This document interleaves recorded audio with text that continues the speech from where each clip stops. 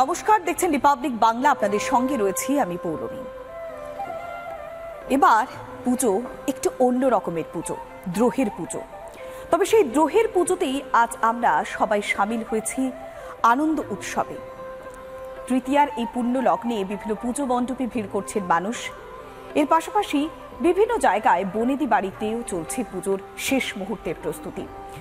আমরা বিভিন্ন জায়গার ছবিগুলো দেখাবো। একদিকে শহর কলকাতা, অন্যদিকে জেলা, বিভিন্ন জায়গাতেই পুজোর একেবারে সেই আবেশ, পুজোর যে উন্মাদনা, সেই উন্মাদনাও দিনে দুবার ব্যবহার করো স্টপেজ ক্রিম আর নিজেকে রাখো এভারগ্রিন কেয়াশেক আরোমা থেরাপি স্টপেজ ক্রিম আর খুঁজে পাও নতুন আমিকে। মধ্যে নজরে পড়ছে। আমরা এবার একটু পাড়ি দিই দক্ষিণ কলকাতায়। দক্ষিণ কলকাতার সুরুচি শঙ্খের পুজো, যেখানে হারিয়ে যাওয়া বেশ কিছু জিনিস, যেমন হাতে টানা রিক্সা, আবার অন্যদিকে সেই পুরনো লণ্ঠন, ঝাড়বাতি, যেগুলো এখনো হয়তো আমরা চাইলেও খুঁজে পাই না। সেই হারিয়ে যাওয়া বাংলার জিনিসগুলোই খুঁজে পাওয়া যাবে কোথায় বলুন তো? দক্ষিণ কলকাতার অন্যতম জনপ্রিয় সেই সুরুচি শঙ্খের পুজো মণ্ডপে। প্রত্যেক বছর আমরা জানি দূর দূরান্ত থেকে মানুষজনেরা আসেন এই পুজো মণ্ডপে প্রতিমা দর্শন করবার জন্য। একসময় থিমের ঘনঘটা, আবার অন্যদিকে সাবেকিয়ানা, এই লড়াই আমরা দেখেছি বরাবর। তবে উত্তর থেকে দক্ষিণ, জেলায় জেলায় সর্বত্রই এখন থিমের ঘনঘটা। আমরা একটু সুরুচি শঙ্খের পুজোর কথা বলছিলাম, সেখানকার ছবি দেখাচ্ছি আপনাদের। একেবারে পুজো মণ্ডপের ভেতরে যেখানে মাতৃমূর্তি স্নিগ্ধ সাজে, এর পাশাপাশি যে হারিয়ে যাওয়া জিনিসপত্র, সেই পুরনো জিনিসগুলো দিয়েই সেজে উঠেছে এখানকার পুজো মণ্ডপ। পুরনো টাইপরাইটার, টেলিফোন, টিভি, লণ্ঠন সবটাই মণ্ডপ সজ্জার জন্য ব্যবহার করা হয়েছে। একদিকে যেমন সুরুচি শঙ্কর পুজো দেখাচ্ছিলাম, এবার একটু আমরা নজর রাখবো কোথায় না গড়িয়ার দিকে। গড়িয়ার মিতালি সঙ্গীর পুজো মানেই একটা আলাদা আবেগ, আলাদা উন্মাদনা প্রত্যেক বছর আমরা দেখতে পাই। তবে এবার তাদের থিমের ছোঁয়া কিভাবে পেয়েছে পুজো মণ্ডপে, আমরা সরাসরি যাব আমাদের প্রতিনিধি তুলিকার কাছে। তুলিকা, গড়িয়া শ্রীরামপুরের পুজো এবং গড়িয়ার বেশ কিছু জনপ্রিয় পুজোগুলোর মধ্যে অন্যতম এই গড়িয়া শ্রীরামপুরের পুজো।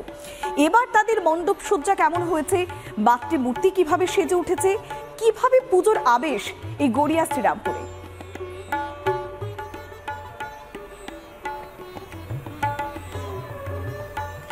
দেখো, কথায় শোনা যায় যে মানুষ প্রায় 3 লক্ষ আগে মানুষের জন্ম হয়েছিল এবং সেখানে যেভাবে আদিম থাকাকালীন যেভাবে খাদ্যের জন্য, বাসস্থানের জন্য মানুষকে লড়াই করতে হয়েছে এবং সেই লড়াই থেকে যখন মানুষ সভ্য হয়েছে সেখান থেকে উৎসবে ফেরা, এটাকেই এবারের থিম হিসেবে বেছে নিয়েছে গড়িয়া শ্রীরামপুর কল্যাণ সমিতির যারা সদস্যরা রয়েছেন। তারা 52 বছরে পদার্পণ করেছে এই পুজো। এই মুহূর্তে আমি একটুখানি আমার ভিডিও জার্নালিস্ট সঞ্জয় নাইয়াকে একটুখানি মণ্ডপের যে সজ্জা, সেই সজ্জাটা একটু দেখানোর চেষ্টা করবো। এবং তুমি দেখতে পাচ্ছ এখানে তাদের যে থিম, সৃষ্টি থেকে উৎসব, আর এই সৃষ্টি থেকে উৎসবের জন্য যেভাবে আগে আদিম মানুষ, তারপর তাদের যে সভ্য জগতে ফিরে আসা সেই মানুষের সেই ছবিটাকেই এখানে তুলে ধরা হয়েছে। এবং তারই সঙ্গে শুধুমাত্র তুমি যেটা বলছিলে যে থিমের ঘনঘটা, এই মুহূর্তে শুধুমাত্র থিমকেই মাথায় রাখেনি এই গড়িয়া শ্রীরামপুর কল্যাণ সমিতির যারা সদস্যরা রয়েছেন, তারা তার সঙ্গে সাবেকিয়ানাকেও বজায়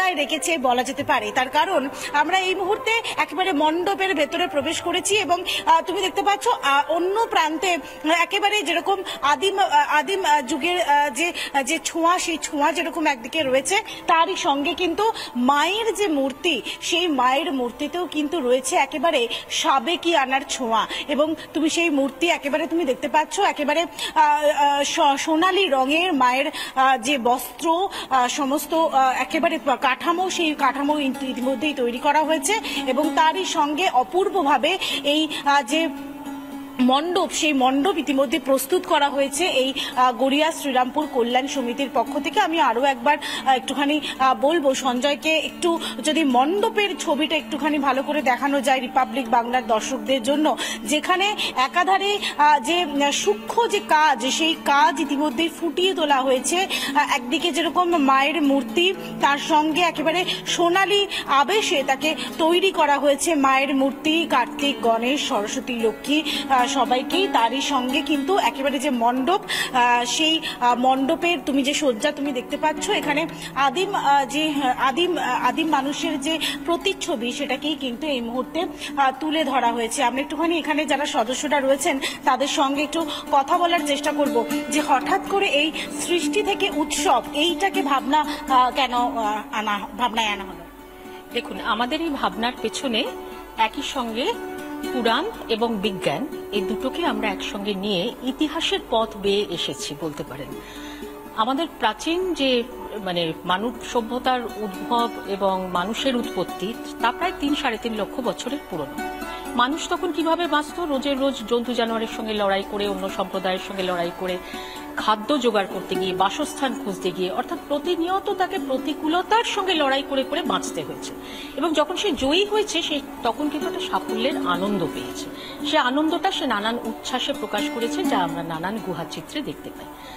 এবং সময়ের সাথে সাথে সভ্যতা যত এগিয়েছে, আমরা দেখেছি যে এই নিয়মের ব্যতিক্রম কিন্তু হয়নি। প্রতিকূলতা নানান রূপ ধরে এসেছে, নানান ভাবে এসেছে। মানুষ বারবার উদ্ভাবন করেছে, আবিষ্কার করেছে, জীবনের সমস্ত সুখ স্বাচ্ছন্দ্য সুবিধাকে সে নিয়েছে এবং যতবার জিতেছে ততবার সে খুশি হয়েছে, আনন্দ হয়েছে, উদযাপন করেছে। এর পাশাপাশি দেখেছি যে আমরা মানুষ এই যে দৈবী ভাবনা সেটা এসেছে, সেই দৈবী ভাবনায় এসেছে মূলত কিন্তু কিছু শক্তিকে মানুষ জয় করতে পারেনি। তখন নিজের শক্তির উপর আস্থা না রেখে সে তখন দেবতা কল্পনা করে বা কোনো পরাশক্তিকে কল্পনা করে তার কাছে আত্মনিবেদন করেছে এবং তাকে আহ্বান করেছে।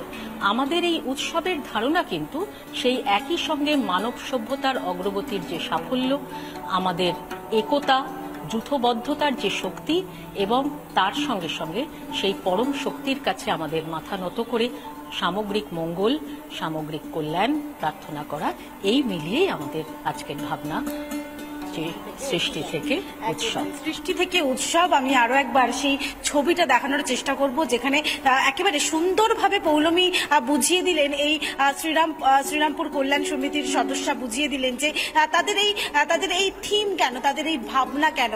আর এই সৃষ্টি থেকে উৎসবের মাঝেই থিমের পাশে তারা সাবেকি আনাকেও তারা কিন্তু ভোলেননি। এই সাবেকি আনাকে আমি আরো একবার সেই মায়ের যে মূর্তি, সেই মায়ের মূর্তির ছবিটা আরো একবার দেখানোর কথা বলবো, যেখানে তুমি দেখতে পাচ্ছ একেবারে সাবেকি আনার ছোঁয়া রয়েছে এই মায়ের মূর্তিতে, যেখানে তার প্রতিমা যে তৈরি করা হয়েছে বেশ বোঝাই যাচ্ছে তুলিকা।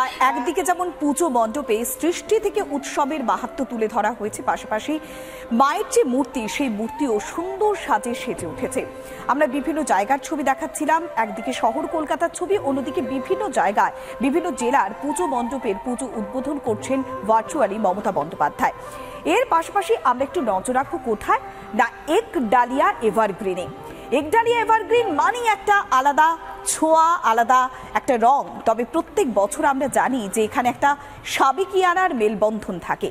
একডালিয়া এভারগ্রিনের পুজো এবার ৮২তম বর্ষে পদার্পণ করেছে। দক্ষিণ ভারতের একটি মন্দিরের আদলে তৈরি হয়েছে পুজো মণ্ডপ। আমরা যে ছবি দেখাচ্ছি, এই মুহূর্তে প্রচুর পরিমাণে দর্শনার্থীরা ভিড় করছেন একডালিয়া এভারগ্রিনের পুজো মণ্ডপে। দক্ষিণ ভারতের একটি মন্দির, সেই মন্দিরের আদলেই তৈরি করা হয়েছে একডালিয়া এভারগ্রিনের পুজো মণ্ডপ। ৮২তম বর্ষে মায়ের যে মূর্তি, সেই মূর্তির সঙ্গে সাবেকিয়ানা একেবারে স্পষ্ট। আমরা আরো বিস্তারিত জানবো সেখানকার ছবিটা কেমন, কিভাবে সেজে উঠেছে পুজো মণ্ডপ, মানুষের ভিড় কতখানি নজরে পড়ছে। আমরা সরাসরি যাবো আমাদের প্রতিনিধি সৈকতের কাছে। সৈকত, তুমি দাঁড়িয়ে রয়েছো, পেছনে দেখা যাচ্ছে মানুষজনের ঠিক থেকে ভিড় কতখানি নজরে পড়ছে, মানুষজন কতখানি উৎসবের আমেজে রয়েছে, একডালিয়া এভারগ্রিন কতখানি এভারগ্রিন হয়ে গিয়েছে এই সন্ধ্যেতে?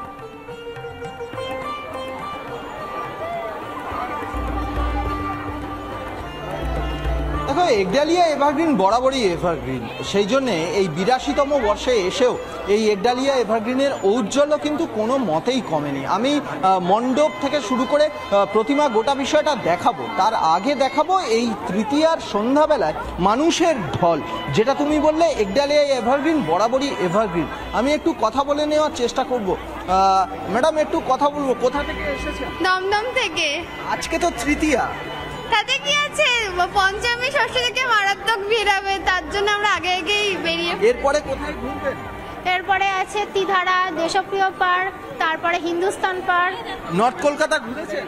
এখনো ঘোরা হয়নি, সবে থেকে স্টার্ট, আজকে জাস্ট স্টার্ট করেছি আমরা।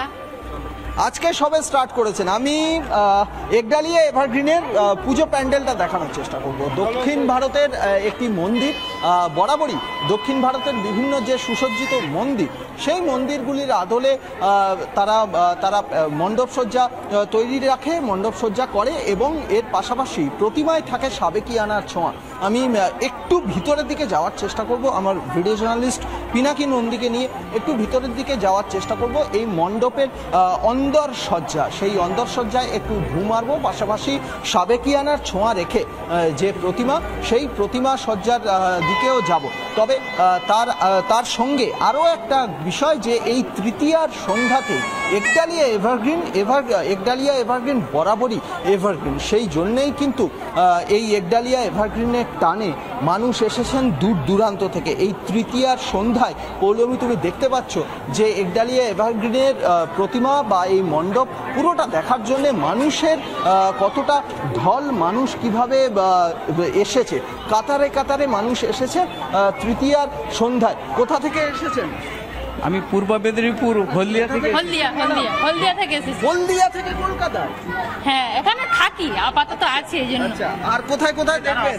এখানেই প্রথম শুরু করেছি আজকে, এখন সবে শুরু করেছেন, অর্থাৎ হলদিয়া থেকে মানুষ চলে এসেছেন শহর কলকাতায়। শহর কলকাতার পুজোর টান বা পুজোর যে আকর্ষণ, সেই আকর্ষণটা এমন যে মানুষজন আসছেন, কেউ আসছেন হলদিয়া থেকে, কেউ আসছেন হাওড়া থেকে, মানুষজন ভিড় করছেন এই সন্ধ্যেতে একডালিয়া এভারগ্রিনের পুজো মণ্ডপে।